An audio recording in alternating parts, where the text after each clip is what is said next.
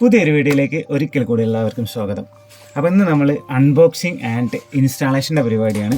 അപ്പോൾ ഒരുപാട് കാലത്തൊരു ആഗ്രഹമായിരുന്നു കേട്ടോ, ഒരു AC മേടിക്കുക എന്നുള്ളത്. അപ്പോൾ ആ ഒരു ആഗ്രഹം ഇന്ന് പൂർത്തിയായി. അപ്പോൾ നമ്മൾ മേടിച്ചിരിക്കുന്ന AC സാംസങ്ങിൻ്റെ സൂപ്പർ കംഫർട്ടബിൾ 6-in-1 കൂളിംഗ് ആണ്. അപ്പം ഈ ഒരു ACക്ക് ഒരുപാട് പ്രത്യേകതകളും കാര്യങ്ങളുണ്ട്. ഞാൻ ഒന്നൊന്നായിട്ട് പറഞ്ഞു തരാം. അപ്പോൾ ആദ്യം നമുക്ക് ഇതിൻ്റെ ഇൻഡോർ യൂണിറ്റ് ഓപ്പൺ ചെയ്യാം. MRP എത്രയേ? MRP 50,990.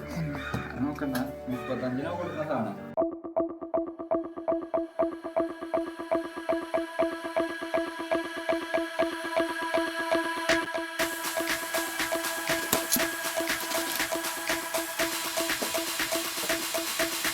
അങ്ങനെ ഇത് ഓപ്പൺ ചെയ്ത് കഴിഞ്ഞാൽ ഇതിൻ്റെ റൈറ്റ് സൈഡിലായിട്ട് നമുക്കിതിൻ്റെ ഡിസ്പ്ലേ കാണാം. ലെഫ്റ്റ് സൈഡിലായിട്ട് സാംസങ്ങിൻ്റെ ലോഗോ കാണാം. പിന്നെ ശ്രദ്ധിച്ച് നോക്കിക്കഴിഞ്ഞാൽ 23,000 മൈക്രോ ഹോൾസ്, അതാണ് ഇതിൻ്റെ ഹൈലൈറ്റ്. അപ്പോൾ ഈ സാംസങ്ങിൻ്റെ മാത്രം പ്രത്യേകതയായ wind free AC 23,000 micro holes നമുക്കിതിൽ കാണാം. അപ്പോൾ ഫ്ലാപ്പ് ഓപ്പൺ ചെയ്യാത്തതിന് നമുക്ക് റൂം മൊത്തമായിട്ട് അടിപൊളിയായിട്ട് കൂളിംഗ് ചെയ്യാനുള്ളൊരു സെറ്റപ്പാണ് ഇവർ കൊടുത്തിരിക്കുന്നത്. പിന്നെ ഇതാ ഒരു യൂസർ മാനുവൽ ഉണ്ട്. നമുക്ക് എന്തെങ്കിലും ഡൗട്ട്സും കാര്യങ്ങളൊക്കെ ഉണ്ടെന്നുണ്ടെങ്കിൽ ഫുൾ ഡീറ്റെയിൽസ് ആയിട്ട് ഇതിനകത്തുണ്ട്. അപ്പോൾ ഇനി നമുക്കിതിൻ്റെ ഔട്ട്ഡോർ യൂണിറ്റും കൂടി എന്ത് ചെയ്യാം, ഓപ്പൺ ചെയ്യാം. അപ്പോൾ AC മേടിക്കുമ്പോൾ ശ്രദ്ധിക്കേണ്ട ഒരു പ്രധാന കാര്യം എന്ന് വെച്ച് കഴിഞ്ഞാൽ ACയുടെ കപ്പാസിറ്റിയും അതേപോലെ തന്നെ റൂമിൻ്റെ കപ്പാസിറ്റിയും ഒരേ രീതിയിലാണെങ്കിൽ മാത്രമേ എഫിഷ്യൻ്റ് ആയിട്ട് ഒരു AC വർക്ക് ചെയ്യത്തുള്ളൂ. അപ്പം ഉദാഹരണത്തിന് 120 സ്ക്വയർ ഫീറ്റിനുള്ളിലുള്ള റൂമാണെന്നുണ്ടെങ്കിൽ ഒരു 110-ൻ്റെ AC ആണ് നമ്മൾ വെക്കേണ്ടത്. അപ്പോൾ ഒരു സാധാരണ ACയെക്കാട്ടിലും ഇൻവെർട്ടർ ACക്ക് ഒരു 3,000-4,000 കൂടുതലാണ്. പക്ഷേ നമ്മൾ ശ്രദ്ധിക്കേണ്ട ഒരു കാര്യം എന്ന് വെച്ച് കഴിഞ്ഞാൽ ക്യാഷ് ലാഭിക്കാൻ വേണ്ടിയിട്ട് നോൺ ഇൻവെർട്ടേഴ്സ് മേടിച്ചു കഴിഞ്ഞാൽ പിന്നീട് നമുക്ക് കറണ്ട് ബില്ല് വരുമ്പോൾ എന്തായാലും അത് കൂടുതലായിരിക്കും. അപ്പോൾ ഫ്യൂച്ചറിൽ എന്തായാലും നമുക്ക് ഗുണം ചെയ്യുന്നത് ഇൻവെർട്ടർ AC ആയതുകൊണ്ട് തന്നെയാണ് നമ്മളിത് മേടിച്ചത്. അപ്പോൾ ആ ഫ്രണ്ടിലായിട്ട് നമുക്കിതിൻ്റെ പൈപ്പിംഗ് യൂണിറ്റ് കാണാം. അതേപോലെ തന്നെ സാംസങ്ങിൻ്റെ ലോഗോ നമുക്കിവിടെ കാണാം. പാക്കിങ്ങും കാര്യങ്ങളൊക്കെ നല്ല അടിപൊളിയായിട്ട് തന്നെ കൊടുത്തിട്ടുണ്ട്.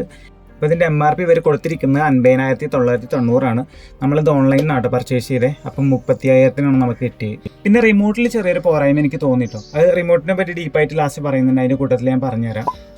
അപ്പോൾ അടുത്തായിട്ട് നമുക്കിതിൻ്റെ ഇൻസ്റ്റാളേഷൻ എങ്ങനെയാണെന്ന് നോക്കാം. എന്തായാലും സാംസങ്ങിൻ്റെ കമ്പനിയിൽ ഇൻസ്റ്റാളേഷൻ ആൾക്കാർ വന്നിട്ടുണ്ട്. സ്റ്റെപ്പായിട്ട് ഞാൻ ഓരോന്ന് കാണിച്ചു തരാം.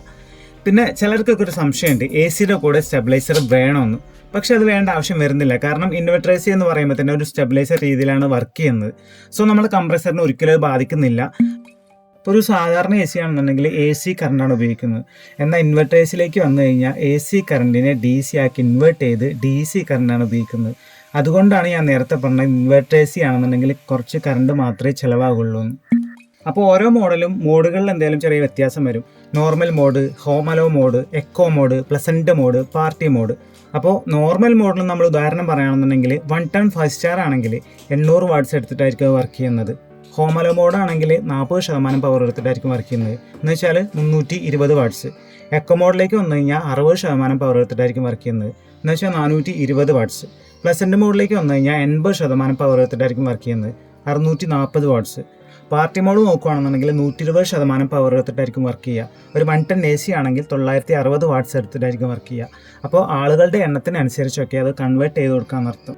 ഇൻഡോർ യൂണിറ്റ് വെക്കുമ്പോൾ പ്രധാനമായിട്ടും ശ്രദ്ധിക്കേണ്ട വേറെ കാര്യം എന്ന് വെച്ച് കഴിഞ്ഞാൽ ഔട്ട്ഡോർ യൂണിറ്റിലേക്കുള്ള വയറും പൈപ്പൊക്കെ കൊടുക്കേണ്ട ആ ഒരു ഹോൾസും കാര്യങ്ങളും ഇൻഡോർ യൂണിറ്റ് മറയുന്ന രൂപത്തിൽ വെച്ച് കഴിഞ്ഞാൽ ചുമരിൽ അവിടെയും ഇവിടെയും വൃത്തിയേടായി കിടക്കാതെ നല്ല വൃത്തിക്ക് തന്നെ അത് കാണാൻ പറ്റും. ഇവർ ആ ഒരു ലെവലിൽ തന്നെയാണ് കേട്ടോ വെച്ചിരിക്കണേ. അങ്ങനെ അതാ ഇൻഡോർ യൂണിറ്റ് സെറ്റ് ചെയ്ത് കഴിഞ്ഞു കേട്ടോ. ഇനി നമുക്ക് ഔട്ട്ഡോർ യൂണിറ്റും കൂടെ എന്ത് ചെയ്യുക, സെറ്റ് ചെയ്യണ കാണാം.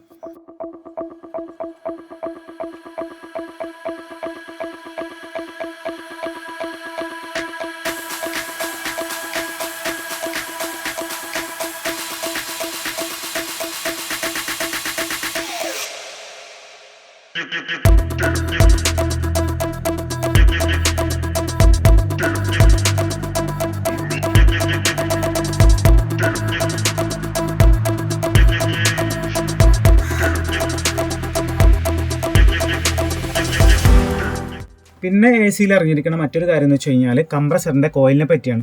പ്രധാനമായിട്ടും 2 കോയിലുകളാണ് വരുന്നത്, അലുമിനിയം കോയിലും കോപ്പർ കോയിലും. അപ്പോൾ ഈ അലുമിനിയം കോയിലിൻ്റെ പ്രശ്നം എന്താണെന്ന് വെച്ച് കഴിഞ്ഞാൽ ഒരു 1.5 വർഷമൊക്കെ കഴിയുമ്പോഴത്തേക്ക് അത് നശിച്ചു പോകും. അപ്പോൾ എന്തായാലും ഇപ്പോൾ അത് അവൈലബിൾ അല്ല. ഇപ്പം അവൈലബിൾ ആയിട്ടുള്ളത് കോപ്പർ കോയിലാണ്. ലോങ് ലാസ്റ്റിംഗ് ഒക്കെ കിട്ടുന്നത് അതാണ്. പിന്നെ ഇതിൽ നടക്കുന്ന ഗ്യാസിനെ പറ്റി പറയുകയാണെന്നുണ്ടെങ്കിൽ ഒരു 3-4 വർഷങ്ങൾക്ക് മുമ്പ് ഫേമസ് ആയിട്ടുള്ള ഒരു ഗ്യാസ് ആയിരുന്നു R410A ഗ്യാസ്.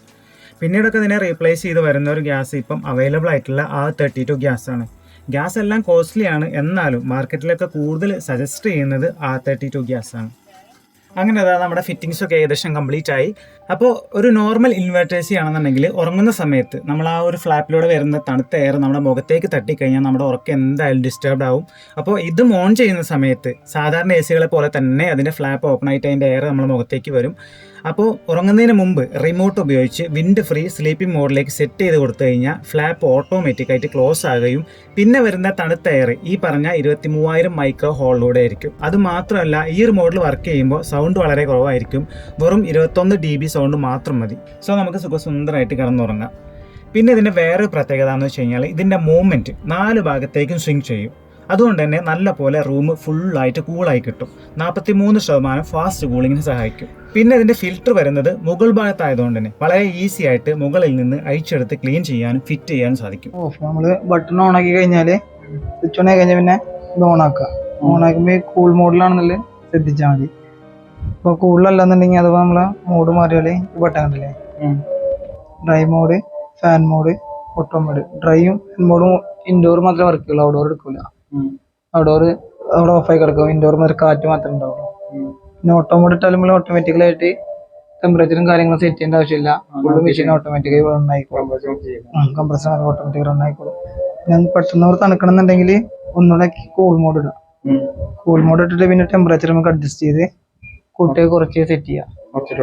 സെറ്റ് ചെയ്യാം. ഒരു 24 സെറ്റ് ചെയ്താലുള്ളൂ കറണ്ട് ബില്ല് നല്ല എഫിഷ്യൻ്റ് ആയി കിട്ടുള്ളൂ. കുറച്ചിട്ടാൽ പെട്ടെന്ന് നല്ല കൂളി വരും, പക്ഷെ അതിനകത്ത് കറണ്ട് ബില്ല് കൂടും. ഒരു 24 ഇട്ട് വെക്കാം, റൺ ചെയ്യിക്കാം. പിന്നെ ഇത് സ്വിങ് ആണ്, മുകളിലേക്കും താഴേക്കും താഴെ ഷട്ടറിന്റെ സ്വിങ്. ഫോർവേസിംഗ് ഉണ്ട്, അത് തൊട്ടടിയത്തെ ഡിവൈഡ്. അത് കുറച്ച് പതുക്കെ നീങ്ങുള്ളൂ കാണില്ലേ, അങ്ങോട്ടും ഇങ്ങോട്ടും നീങ്ങനെ അത്. പിന്നെ ഫാൻ്റെതും സെറ്റപ്പും ടൈമിങ് സെറ്റ് ചെയ്യാനുള്ളതാണ്. പിന്നെ ഇതിൻ്റെ റിമോട്ടിൽ കണ്ട ചെറിയൊരു പോരായ്മ എന്ന് വെച്ച് കഴിഞ്ഞാൽ നമുക്ക് രാത്രിയിലൊന്നും ലൈറ്റ് ഇല്ലാത്ത സമയത്ത് ഇതിൻ്റെ സ്ക്രീനിലേക്ക് കാണാൻ പറ്റില്ല, ലൈറ്റ് ഇല്ലാത്തത് കാരണം. അപ്പം നമ്മളൊരു ഐഡിയക്ക് സാധാ ഒരു LED നമ്മൾ ഇതിനകത്തേക്ക് സെറ്റ് ചെയ്ത് കൊടുത്തതാണ്. അപ്പോൾ ഇതിൻ്റെ ടോട്ടൽ ഇൻസ്റ്റാളേഷൻ ചാർജ് വരെ മേടിച്ചത് 2200 റുപ്യാണ് ഇതിൻ്റെ സ്റ്റാൻഡ് അടക്കം. എന്തായാലും നല്ലൊരു ഇൻസ്റ്റാളേഷൻ ആയിരുന്നു.